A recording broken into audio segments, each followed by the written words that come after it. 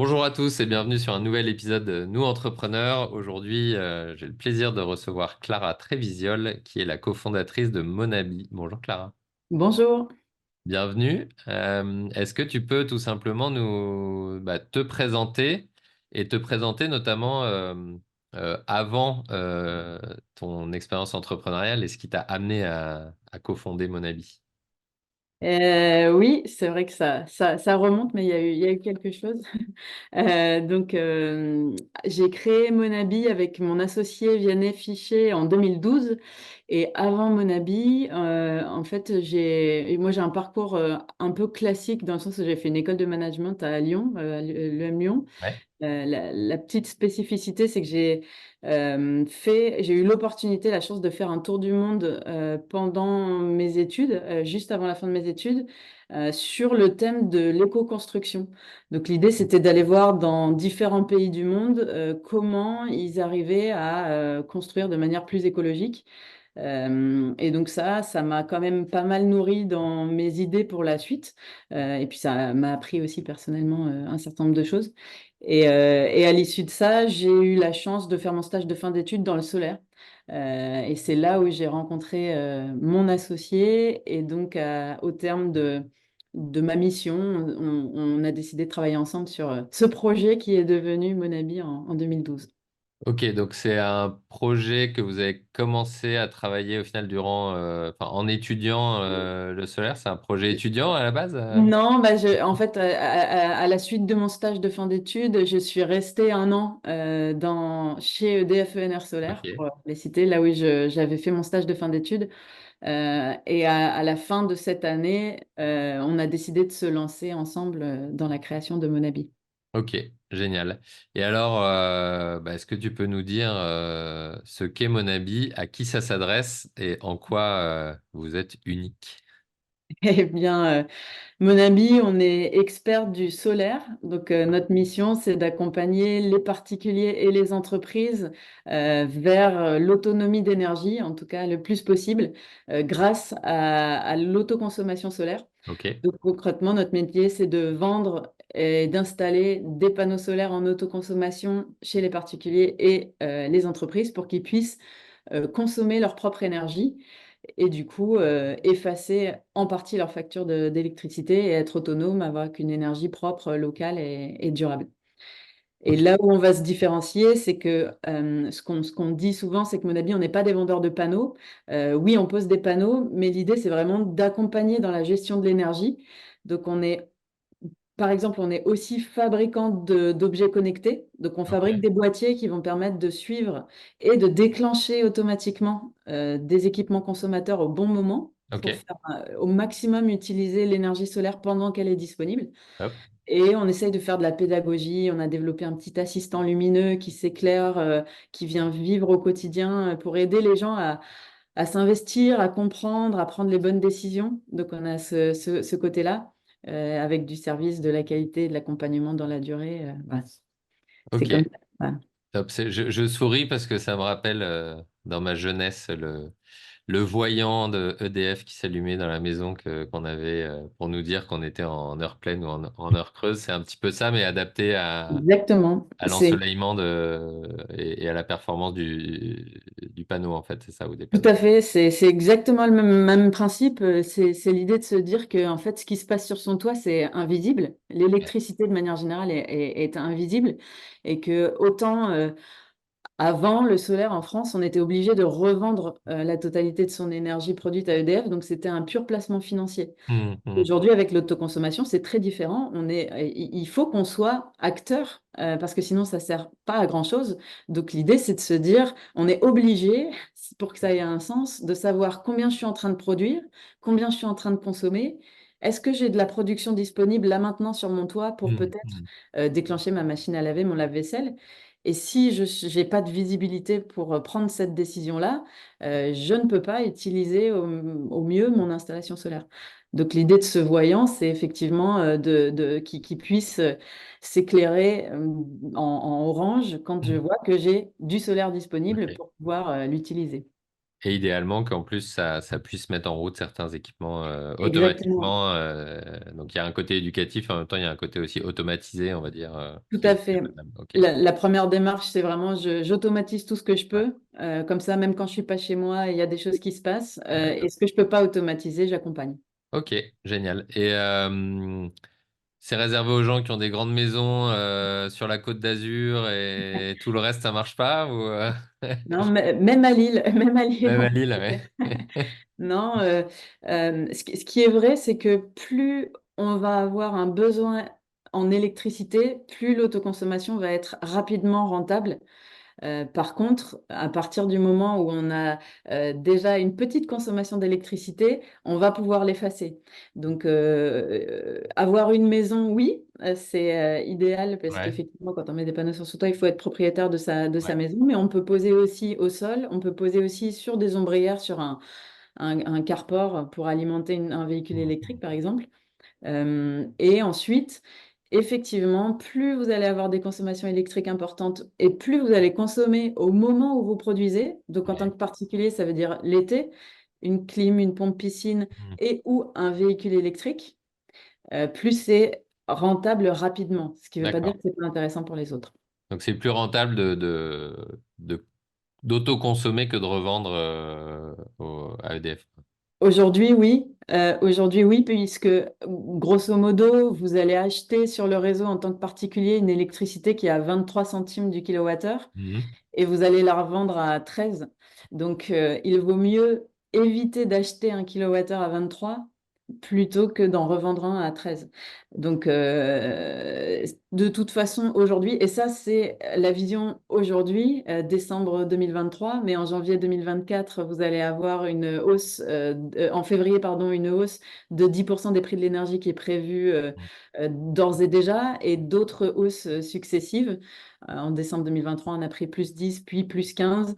Donc, on est plutôt sur une tendance haussière assez Ouais. importante. Et plus Sur l'énergie l'achat, ouais. sur l'achat, exactement, pas sur la revente. Ouais. Et plus les prix augmentent, plus c'est intéressant d'autoconsommer.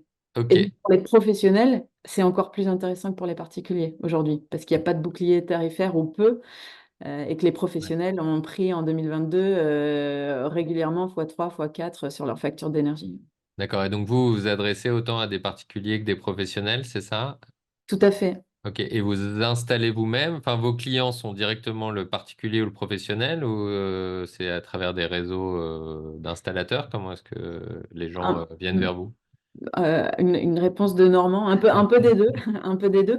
Non, c'est une des spécificités aussi des différenciations de Monabi, c'est on a intégré l'ensemble de la chaîne de valeur pour essayer Mhm. d'apporter un service vraiment de qualité, un suivi sur toute la démarche. Donc on a nos équipes commerciales qui vont des conseillers techniques qui vont aller se rendre pour faire les dimensionnements. On a notre bureau d'études qui va dimensionner les installations. On a les équipes qui sont en mesure de faire toutes les démarches administratives et on a également en interne des techniciens. Donc, on fait des visites techniques sur site systématiques et on a en interne la capacité de gérer entre 30 et 50% de nos pauses. Donc, Mhm. on a des équipes de pause en interne et sinon, on s'est entouré de partenaires avec qui on travaille depuis 2, 3 ans qui nous dédient Qui des sont équipes. agréés par vous, qui sont Voilà, exactement. certifiés. Ouais. Ok, très bien. Bon, ouais, c'est bien clair pour, je pense, ce que fait la personne morale Monabi. Maintenant, si on parle un petit peu de, bah, toujours encore un peu de l'entreprise au final. Comment est donc, il y a une dynamique assez positive. Enfin, ou quelle est la dynamique et comment est-ce que vous, tu parlais de hausse de l'énergie, tout le monde l'a subi, effectivement. Comment est-ce que vous, ça vous affecte, positivement ou négativement? Qu'est-ce que ça change pour vous et comment est-ce que vous vous y adaptez, en fait? C'est vrai que depuis 3, 4 ans, en fait, quand on a créé Monabi, on était vraiment dans une nécessité de convaincre. On devait présenter, on devait expliquer, oui, vous allez voir, les prix de l'électricité vont augmenter un jour. Oui, ce sera une solution pour vous. Et je vous assure que ça va être rentable. Donc, c'était vraiment, on avait ce besoin d'évangéliser. Aujourd'hui, depuis 2, 3 ans, c'est plus du tout le sujet. Je pense que la hausse des prix de l'énergie, c'est un fait. Ça a été vécu, subi et accepté, entre guillemets, par tout le monde.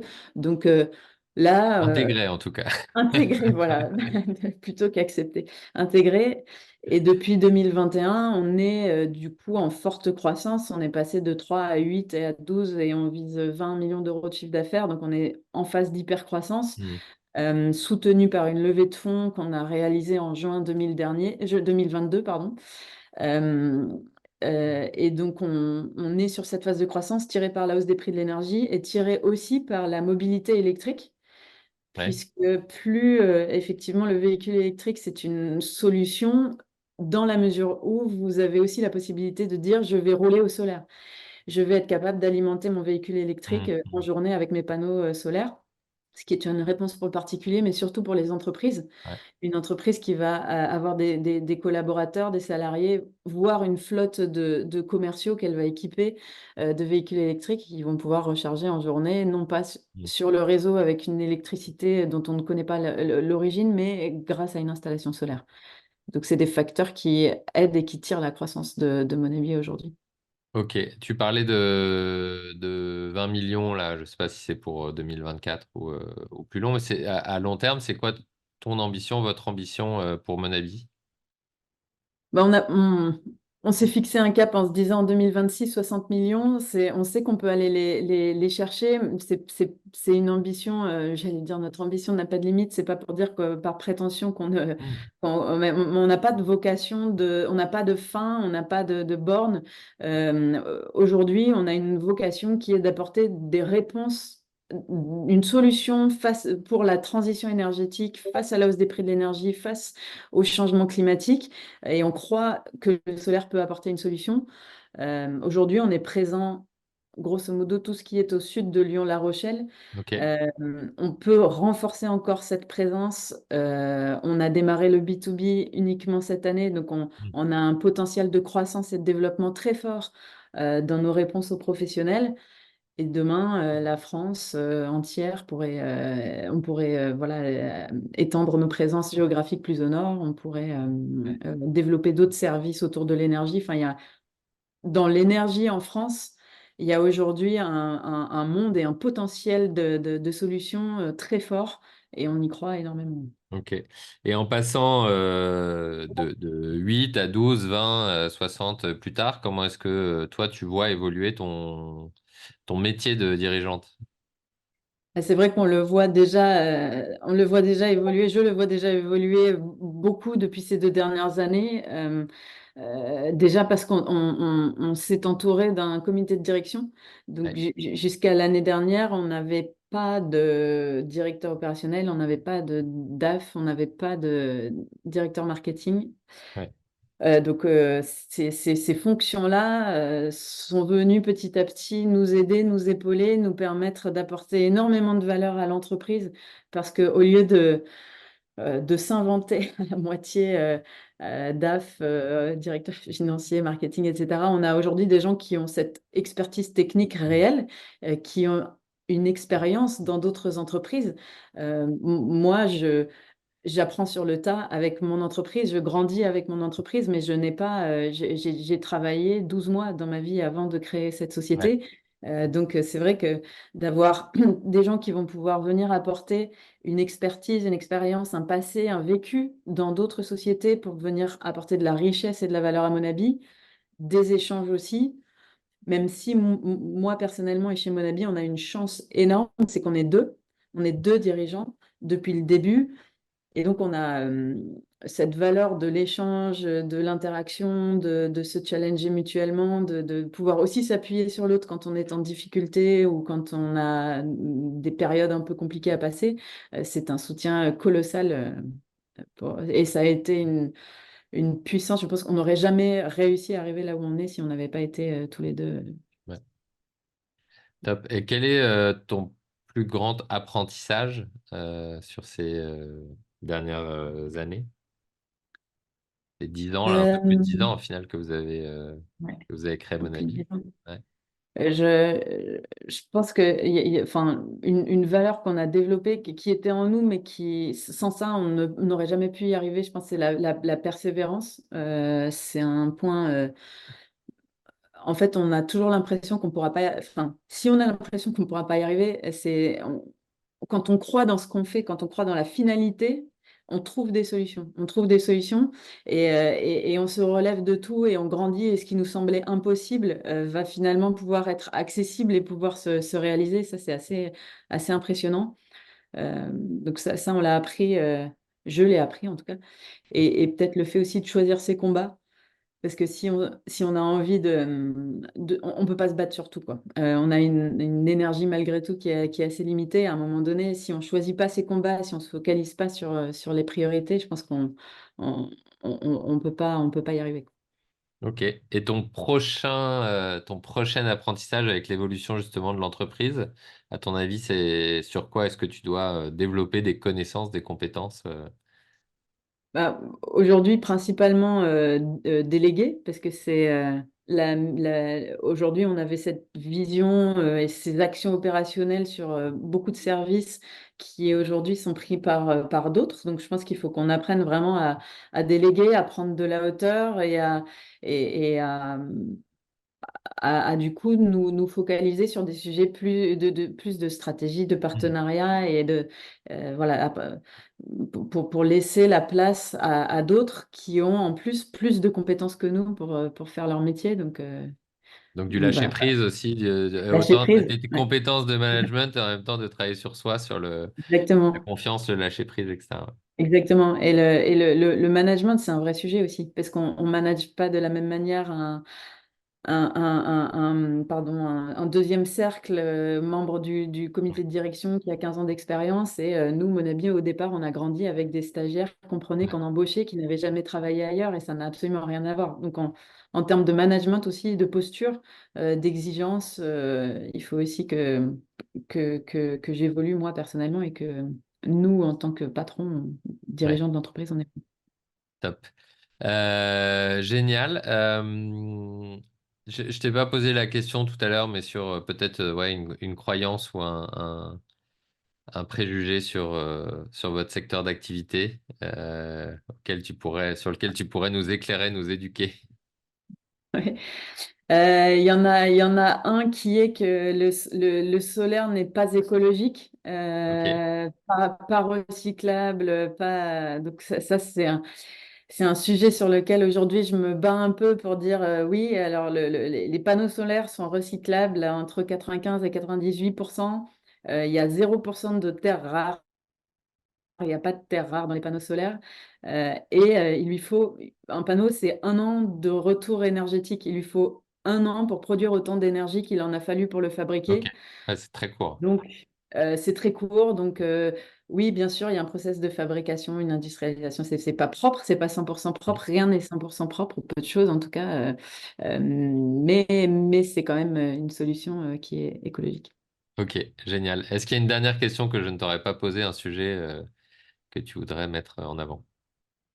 Euh, voilà, juste parler de la puissance du collectif, ça me permet un peu de remercier aussi les collaborateurs qui ont travaillé chez Monabi, parce qu'on n'a pas eu, la vie de Monabi n'a pas été un long fleuve tranquille. Peu d'entreprises, je pense, peu d'entrepreneurs l'ont vécu, mais en tout cas, on a des collaborateurs hyper engagés qui nous ont soutenus, qui ont été présents et qui se sont battus à nos côtés quand on a eu des tempêtes à traverser. Et on croit beaucoup. On n'a pas le monopole des bonnes idées et que la puissance du collectif, c'est ce qui nous fait avancer, partager nos idées, nous faire entourer, nous aussi, en tant que dirigeants, par d'autres dirigeants. Donc, je crois aussi beaucoup à ce que vous faites, ce que vous pouvez proposer à travers ces actions de partage entre entrepreneurs. Donc, voilà.